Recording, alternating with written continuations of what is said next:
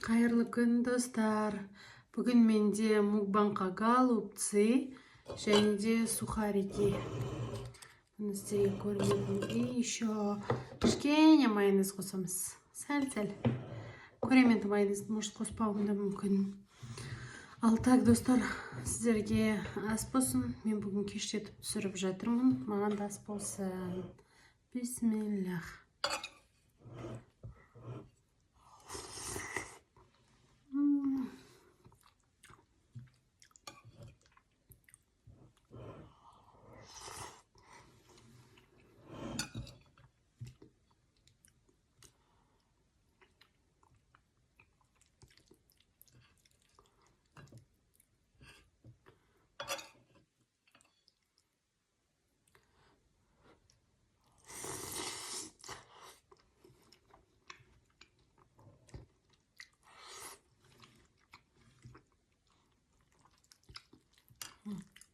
Күшті.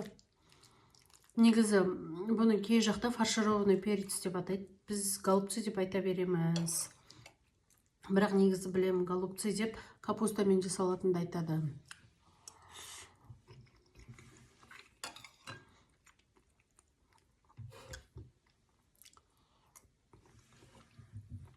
Я, достар, білем.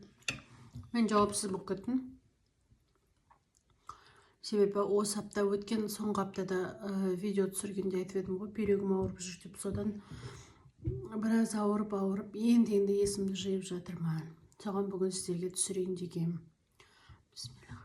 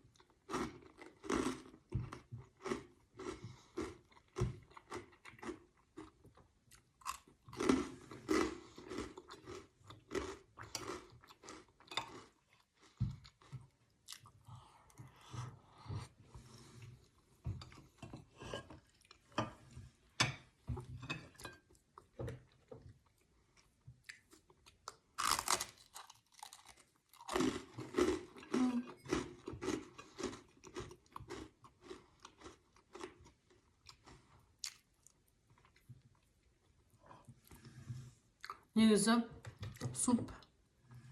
Мен енді сорпасын көп не істеген жоқпын, көп қосқан жоқпын. Негізі супты сухаримен ішсең күшті болады,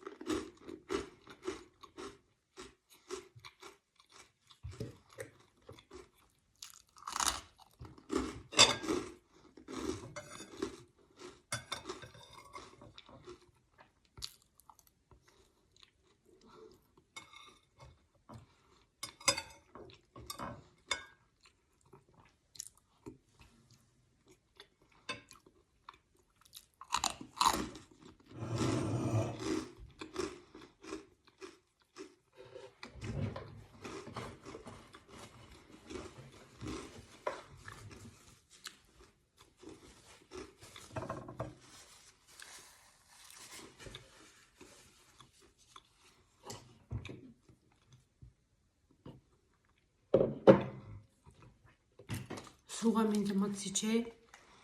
Мынау біздің өзіміздің огородтың переці, бұрышы.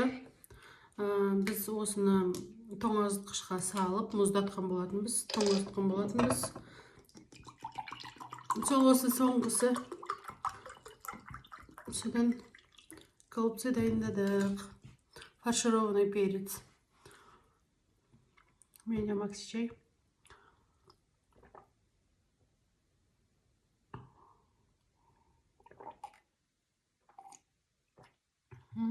Күшті прям да. Білесіздер ме айтады ғой, максичайдың иесінің пейіліне берсін дейтін. Тура сондай максичай ғана, қараңыздаршы. Мына кружканы толтырдым, еще тола болып тұр ғой әлі. Да.